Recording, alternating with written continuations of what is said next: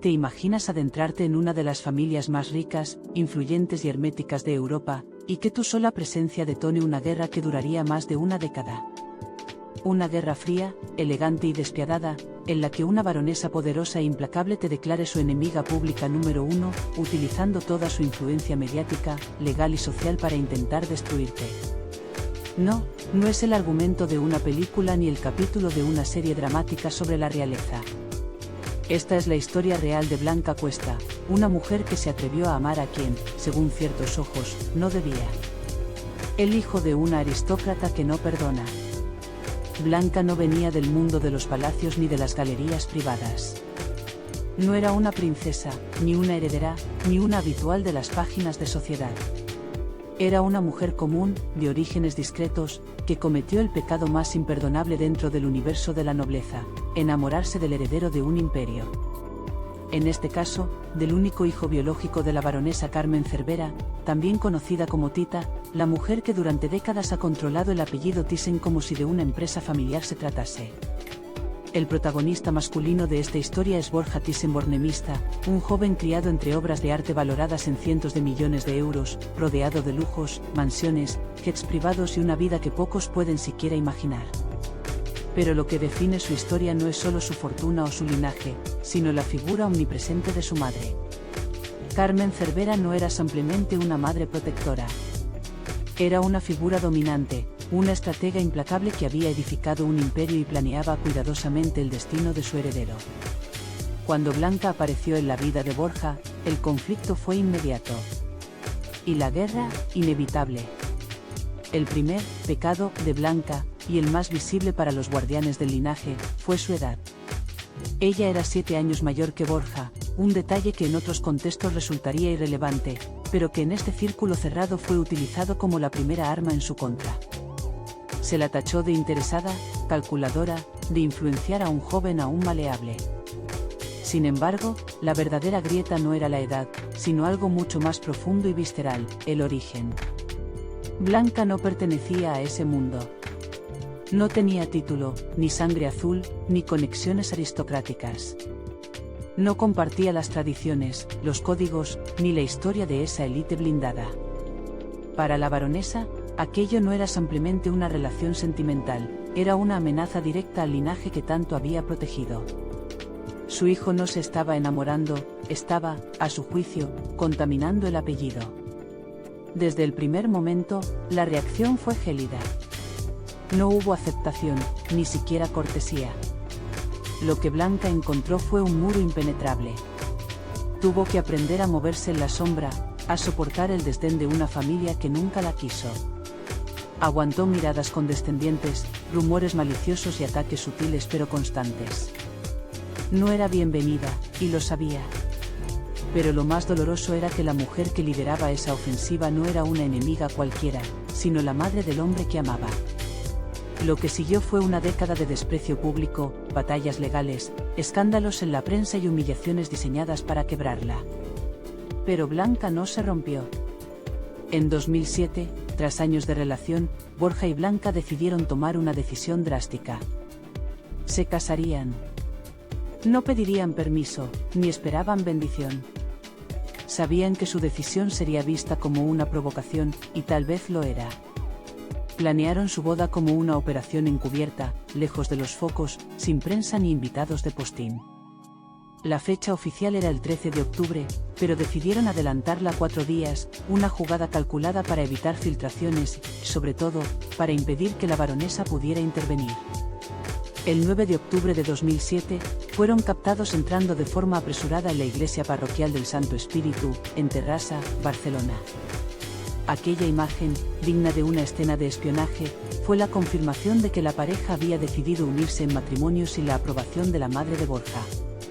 No fue una boda romántica en términos clásicos. Fue un acto de rebeldía. Una declaración de guerra. Carmen Cervera no asistió. Su ausencia fue más que notoria, fue una bofetada pública. Una señal clara de ruptura total. El hecho de que su hijo se casara sin ella fue leído por toda la prensa como un desafío directo. Blanca, la mujer que había sido rechazada, acababa de convertirse legalmente en la señora Thyssen. Para Tita, ese matrimonio era una derrota. Para Blanca, era el primer paso hacia su consolidación. Sin embargo, la guerra no había hecho más que comenzar. La furia de la baronesa no se apagó. Solo cambió de forma. Lo que hasta entonces habían sido gestos de rechazo y tensiones privadas, a partir de ese momento se convertirían en ataques públicos.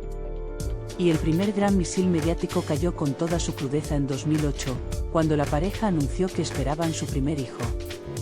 El nacimiento del primogénito, lejos de servir como una oportunidad para limar asperezas o construir puentes, fue utilizado por Carmen Cervera como la excusa perfecta para desatar la más cruel de sus estrategias: poner en duda la legitimidad del nieto. Y lo hizo en Televisión Nacional, sin temblarle la voz. Y lo hizo en Televisión Nacional, sin temblarle la voz. Frente a millones de espectadores, en una entrevista que pasaría a la historia de la prensa del corazón, Carmen Cervera pronunció una de las frases más frías y devastadoras que se hayan escuchado en el entorno de la alta sociedad española. Los hijos de mis hijas, nietos míos son. Los hijos de mis hijos, ¿lo son o no lo son? Aquellas palabras fueron una bomba atómica. No era una insinuación cualquiera, era una acusación directa, cuidadosamente elaborada para destruir la imagen pública de Blanca Cuesta. Tita Cervera estaba poniendo en duda, ante todo un país, que el bebé que su hijo acababa de tener fuera realmente suyo. Estaba cuestionando la paternidad de Sacha, el primogénito de la pareja. Era un golpe diseñado no solo para humillar a Blanca, sino para fracturar la relación de su hijo desde el lugar más íntimo, la confianza. Lo que vino después fue un espectáculo mediático brutal. Las portadas se llenaron de titulares, las tertulias televisivas debatían sin tregua, y los paparazzi se apostaban en cada esquina buscando una imagen, una reacción, una confirmación. Borja, atrapado entre su madre y su esposa, se vio empujado a tomar una decisión desgarradora: someterse a pruebas de ADN. No una, sino dos. Ambas confirmaron sin lugar a dudas que Sacha era su hijo biológico. Sin embargo, el daño ya estaba hecho. Lejos de retractarse, la baronesa continuó sembrando la duda. Puso en entredicho la fiabilidad de los laboratorios y dejó entrever que aún no creía en los resultados. Blanca, mientras tanto, aguantaba en silencio. Nunca dio entrevistas, nunca contraatacó. En medio del escándalo, adoptó una postura de entereza casi sobrehumana. Su estrategia fue resistir. Borja, años más tarde, confesaría que jamás dudó de ella, pero que la presión emocional y mediática fue tan intensa, que no tuvo más opción que ceder a las exigencias de su madre. El verdadero objetivo de Tita no era saber la verdad, era destruir la unión. Si la prueba salía negativa, podría anular el matrimonio. Si salía positiva, al menos habría sembrado la semilla de la desconfianza. Pero su estrategia falló. Borja y Blanca resistieron. A pesar del escarnio público, de la presión mediática, de los rumores y del desprecio sistemático, la pareja se mantuvo unida. Y eso solo provocó que la guerra cambiara de escenario. Fracasado el ataque emocional y familiar, la baronesa, o el entorno de poder que la rodeaba, viró hacia una estrategia aún más fría y peligrosa: el frente legal y fiscal. Así comenzó una etapa marcada por inspecciones, demandas y acusaciones que pondrían a prueba no solo la estabilidad de la pareja, sino su libertad misma. En este nuevo frente de batalla, los medios jugaron un papel crucial. Mientras la baronesa seguía concediendo entrevistas y lanzando indirectas, Blanca decidió desaparecer del foco. Se replegó. Se refugió en su papel de madre, en su casa, en su vida privada. Y con ello empezó a cambiar la percepción pública. Lo que antes se retrataba como una advenediza interesada, empezó a mostrarse como una mujer discreta, dedicada a sus hijos, alejada del ruido. La prensa comenzó a recoger imágenes diferentes: Borja en su rol de padre, Blanca cuidando a los pequeños, celebraciones familiares sin ostentación. Frente al fuego cruzado, ellos construyeron un búnker emocional. Su familia se convirtió en su escudo. Y esa estrategia, silenciosa y constante, empezó a dar frutos. Pero el acoso fiscal no cesó. Durante más de una década, la pareja fue objeto de una presión legal continuada. La acusación más grave llegó por un presunto fraude fiscal relacionado con el ejercicio de 2010. En el centro del caso, una sociedad llamada Cascapetó SL, de la que Blanca era administradora única y propietaria del 40%. Según la Fiscalía, aquella empresa no tenía actividad económica real y se utilizaba como tapadera para evadir impuestos. Su activo principal, una casa de lujo en Ibiza. La acusación sostenía que Borja y Blanca habían simulado la venta de participaciones de esa sociedad a otras compañías radicadas en Holanda con el único propósito de ocultar una ganancia patrimonial superior al 1,5 millones de euros. La cantidad presuntamente defraudada ascendía a 336.417 euros. El Ministerio Fiscal solicitó penas de 3 años de prisión y una multa de 1 millón de euros para cada uno. Por primera vez, la amenaza de cárcel era real. El conflicto, que había comenzado con miradas y desprecios, había escalado hasta convertirse en una auténtica pesadilla judicial. En medio de este proceso, la imagen de Blanca Cuesta volvió a transformarse. Lo que en otro tiempo se había ridiculizado como la nuera rebelde, ahora comenzaba a ser percibido como una figura resiliente. Y fue en ese contexto donde dio el giro más inesperado, se convirtió en artista. La pintura, que para muchos podía parecer un pasatiempo superficial o una vía de escape estética, se convirtió en una herramienta poderosa. Blanca debutó con una exposición en solitario en 2014 y vendió 8 cuadros en una sola noche, recaudando más de 25.000 euros. Sus obras, de estilo abstracto y colorista, se vendían inicialmente por entre 3.000 y 6.000 euros. Pronto, su nombre dejó de ser solo el de la esposa de Borja, ahora también era sinónimo de talento y trabajo. Consciente de que el apellido Thyssen podía abrir puertas, Blanca se volcó en su formación, perfeccionó su técnica y se comprometió con su carrera. Rechazó el estigma de niña rica que pinta por aburrimiento y se dedicó a construir una identidad profesional sólida. Y lo consiguió. Su obra fue reconocida por galeristas ajenos al entorno mediático. Participó en exposiciones benéficas, vendió piezas en subastas, y su cotización creció. Su nuevo estatus no solo le dio independencia económica, sino también una narrativa distinta, la de una mujer que había sabido reinventarse en medio del caos. Mientras tanto, Blanca y Borja daban un paso más en su estrategia familiar, ampliar la familia. Con el tiempo, llegaron a tener 5 hijos, algo que más allá de lo emocional, fue también un movimiento estratégico. En una familia obsesionada con el linaje, con la continuidad y con el apellido, Blanca se convirtió en una figura indispensable. Era, ni más ni menos, la madre de todos los herederos legítimos del apellido Thyssen-Bornemista. Era, ni más ni menos, la madre de todos los herederos legítimos del apellido Thyssen-Bornemista. Y eso lo cambiaba todo. El gesto más simple, dar vida, se convirtió, en ese contexto cargado de historia, dinero y poder, en un jaque mate emocional y simbólico a la baronesa. Blanca, la mujer que durante años fue descrita como una intrusa, había asegurado la continuidad de la estirpe mejor que nadie.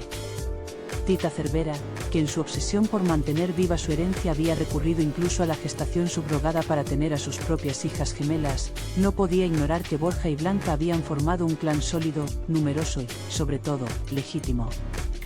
Y mientras la prensa seguía recogiendo los ecos de la guerra, la imagen de Blanca ante la opinión pública evolucionaba con firmeza. De ser la joven, sin pedigrí, que irrumpió en el universo aristocrático, había pasado a ser vista como una madre entregada, una esposa leal y una artista respetada. Poco a poco, el relato que durante años manejó la baronesa, ese que la mostraba como una amenaza, comenzaba a desmoronarse. Blanca Cuesta ya no necesitaba defenderse, su vida hablaba por sí sola. La familia, mientras tanto, siguió consolidando su nueva etapa. En lugar de encerrarse en el aislamiento o responder con hostilidad, tomaron una decisión que marcaría un antes y un después. Trasladaron su residencia oficial a Madrid, comprando una propiedad en La Finca, una de las urbanizaciones más exclusivas y seguras de España. Este movimiento no solo respondía a razones prácticas, como la educación de sus hijos o sus proyectos profesionales. Era una declaración estratégica. Borja y Blanca estaban construyendo su propio centro de poder, lejos de las sombras del pasado. Y, como si el universo necesitara equilibrar las cosas, en medio de esa relativa estabilidad llegó el golpe más cruel, la tragedia personal. En 2019, mientras la pareja respiraba con algo más de calma, Blanca Cuesta sufrió una pérdida devastadora, la muerte de su hermano, Rafael Cuesta, a los 56 años, tras una larga enfermedad. La prensa, en esta ocasión, respetó el dolor. Las imágenes de Blanca en el tanatorio, visiblemente afectada, mostraron por primera vez en años a una mujer vulnerable, rota por dentro. Sus padres, que declararon, es irracional ver morir a un hijo, dejaron claro que el sufrimiento, en este caso, no conocía de apellidos ni de linajes.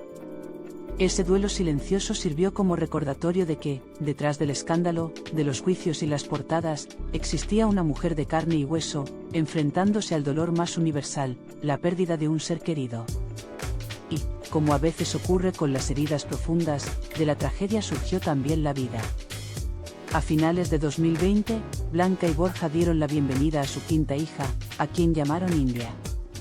Con su nacimiento, la familia cerraba un ciclo marcado por el dolor con una nueva esperanza. La llegada de India no fue solo una alegría personal, fue también una reafirmación, pese a todo, seguían adelante. Seguían creciendo. Seguían juntos. Pero el gran clímax aún estaba por llegar. Porque mientras su vida familiar se expandía y su carrera artística florecía, con exposiciones en Mónaco, reconocimientos internacionales y ventas por cifras que llegaban a superar los 20.000 euros por cuadro, una sombra seguía al acecho. Una sombra que llevaba más de 13 años persiguiéndolos, el caso Cascapetó, el proceso judicial más peligroso y prolongado al que se habían enfrentado. En octubre de 2023, finalmente, llegó el juicio. Era el momento de la verdad. La Fiscalía mantenía su acusación, un presunto fraude fiscal derivado de una operación inmobiliaria envuelta en una compleja estructura empresarial, cuya finalidad, según los acusadores, no era otra que ocultar una ganancia millonaria al fisco. Las penas solicitadas eran durísimas, hasta 3 años de prisión para Blanca Cuesta y su marido, además de multas elevadísimas que podrían haber dejado su patrimonio en ruinas. Sin embargo, durante la vista oral, se produjo el primer giro importante. La Fiscalía, reconociendo las dilaciones indebidas que se habían producido en el proceso durante más de una década, rebajó su petición a 1 año de prisión y 337.000 euros de multa. Aún así, el riesgo era inmenso. Y entonces llegó la sentencia. Rotunda. Definitiva. El juzgado de lo penal número 15 de Madrid absolvió a Blanca Cuesta y a Borja Thyssen.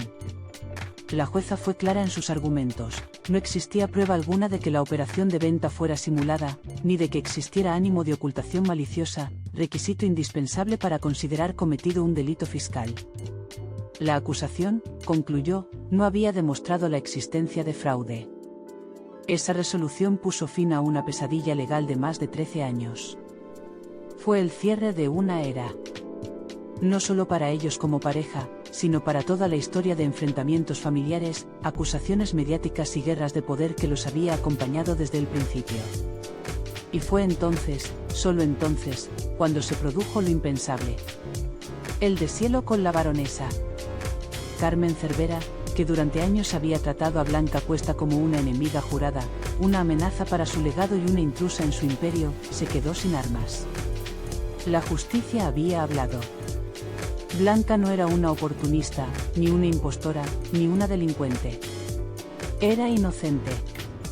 Y era, para siempre, la madre de los nietos de Tita.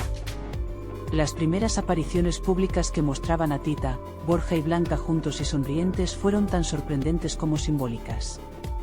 No hubo comunicados ni discursos grandilocuentes. Solo imágenes. Miradas. Gestos. Fotografías que sellaban el fin de una guerra fría que durante años había sido de todo menos silenciosa. La baronesa había perdido muchas batallas. Pero quizás, en el fondo, también había ganado algo más importante, la certeza de que su hijo estaba donde quería estar, con la mujer que eligió y con la familia que juntos habían construido. La baronesa había perdido muchas batallas. Pero quizás, en el fondo, también había ganado algo más importante, la certeza de que su hijo estaba donde quería estar, con la mujer que eligió y con la familia que juntos habían construido. Ese momento, casi cinematográfico, de reconciliación tácita, no borró los años de guerra. No hizo desaparecer las heridas, ni las declaraciones envenenadas, ni los silencios hirientes. Pero sí marcó el fin de una época. Un punto y aparte. La familia Thyssen-Bornemisza, por primera vez en 2 décadas, aparecía unida de cara al mundo, sin máscaras ni estrategias. Solo como lo que finalmente eran, una familia. Y Blanca Cuesta, la mujer que había sido rechazada, señalada, humillada y juzgada sin tregua, se encontraba ahora en el centro de esa imagen de paz. No por capricho ni por casualidad, sino por mérito propio. Por haber resistido sin romperse, por haber entendido que en un mundo construido sobre apariencias, lo que más pesa es la consistencia. Porque si algo definió la travesía de Blanca no fue la rabia ni el contraataque, sino la paciencia. Esa paciencia silenciosa, dura como el mármol, que la llevó a no responder públicamente a las provocaciones. A no rebajarse a los juegos de poder. A no dejarse arrastrar al barro mediático en el que tantos se hundieron. Su estrategia no fue el ruido, fue el tiempo. Y el tiempo, al final, le dio la razón. Cuando hoy alguien pronuncia el nombre de Blanca Cuesta, ya no lo hace con el mismo tono que una década atrás. Ya no es la advenediza, ni la mujer del heredero, ni la que se coló en la alta sociedad. Es una artista reconocida, con una trayectoria legítima en el mundo del arte contemporáneo. Es una madre de 5 hijos, que eligió criar a su familia lejos del foco, incluso cuando el foco la buscaba. Y, sobre todo, es una superviviente de una guerra que no empezó, pero que sí supo terminar. En sus exposiciones, sus cuadros, abstractos, coloridos, viscerales, han sido el reflejo de un mundo interior que, durante años, permaneció oculto tras titulares escandalosos. Críticos de arte que no sabían de su vida personal la han elogiado por su potente uso del color y su capacidad para transmitir energía sin necesidad de figuras reconocibles. Ese, tal vez, sea su mayor logro, haber conseguido que se hable de su obra sin necesidad de explicar su apellido. Blanca ha participado en ferias internacionales, ha vendido cuadros en subastas benéficas por cifras de 5 cifras y ha demostrado que su talento no era un simple capricho de clase alta. No se limitó a decorar paredes de conocidos, vendió, estudió, expuso y evolucionó. Convirtió su arte en una herramienta de expresión, al mismo tiempo, en una vía de independencia económica. El reconocimiento artístico fue una consecuencia directa de su madurez personal. Porque si bien muchos esperaban verla hundida o recluida en una mansión de lujo, ella eligió otro camino: crear. Crear belleza en medio del conflicto. Crear arte en medio del juicio. Crear vida en medio del dolor. Su familia, mientras tanto, siguió creciendo no solo en número, sino en cohesión. Los 5 hijos de Blanca y Borja se convirtieron en el centro de su vida, en el verdadero legado que ambos desean dejar. Pese a su apellido, los niños han crecido lejos de los platós, de las revistas y de los flashes. Han sido criados en la discreción, una decisión consciente que rompe con la sobreexposición mediática que marcó los inicios de la pareja. La figura de Borja también ha evolucionado. Aquel joven reservado, muchas veces eclipsado por la figura omnipresente de su madre, ha demostrado ser más que un heredero pasivo.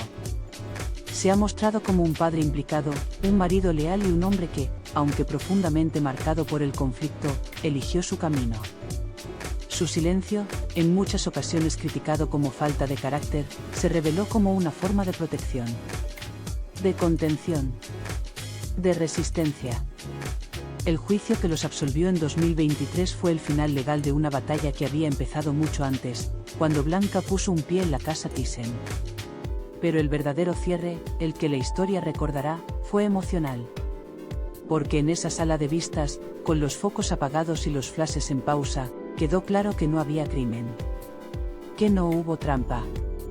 Que todo aquello, los años de sospechas, las insinuaciones, las acusaciones, no eran más que una prolongación del mismo intento de siempre, apartarla. Pero Blanca Cuesta no se apartó. Ni cuando la insultaron en directo. ni cuando cuestionaron la paternidad de su hijo, ni cuando la enfrentaron al sistema judicial, ni cuando la empujaron al silencio. Y al no apartarse, se convirtió en algo más grande que una figura de la prensa rosa. Se convirtió en un símbolo de resistencia elegante, de dignidad sin espectáculo, de fortaleza sin necesidad de venganza. Hoy, cuando un reportero la aborda en la calle, Blanca responde con la misma sonrisa que la acompañó durante todo el proceso. No da declaraciones incendiarias. No remueve el pasado. No necesita. Su vida, como su arte, habla en silencio. Y quizás ese sea el mayor triunfo, haber convertido una historia de persecución y prejuicio en un relato de superación sin estridencias. Blanca no se vengó. No se regodeó. Simplemente vivió. Construyó. Siguió adelante. Ese legado no se hereda. Se construye. Se defiende. Se habita. Ese legado no se hereda. Se construye. Se defiende. Se habita. Y eso fue exactamente lo que hizo Blanca Cuesta. Resistió, se mantuvo firme y logró imponerse sin recurrir al escándalo. No lo hizo por ambición, sino por amor. Amor a su familia, a su pareja, a sus hijos y, finalmente, a sí misma. Durante más de 20 años fue objeto de escrutinio, ataques, desconfianza y guerra abierta con la matriarca del clan. Pero en vez de ceder al ruido, eligió el silencio. Donde otros hubieran contraatacado, Blanca construyó. Donde otros habrían huido, ella se quedó. Y en ese gesto cotidiano de persistencia, tejió su victoria. Hoy ya no es la intrusa, la advenediza o la amenaza. Es la esposa de Borja, la madre de 5 hijos que llevan el apellido de una de las familias más influyentes de Europa. Es una artista respetada, con voz propia, que transformó el dolor en creación. Y aunque la reconciliación con Tita Cervera no se proclamó a los 4 vientos, el gesto más poderoso fue precisamente ese, la aceptación silenciosa de lo inevitable. Blanca no solo sobrevivió al rechazo, lo superó. Se convirtió en parte esencial del legado que intentaron negarle. Su historia es una lección de resistencia elegante. Una prueba de que se puede ganar sin destruir, que se puede amar sin doblegarse y que, a veces, la mayor venganza es simplemente ser feliz. Hoy, Blanca Cuesta no necesita justificar su lugar. Lo conquistó, paso a paso, lienzo a lienzo, hijo a hijo. Y con ello, cambió para siempre las reglas del juego dentro de la dinastía Thyssen.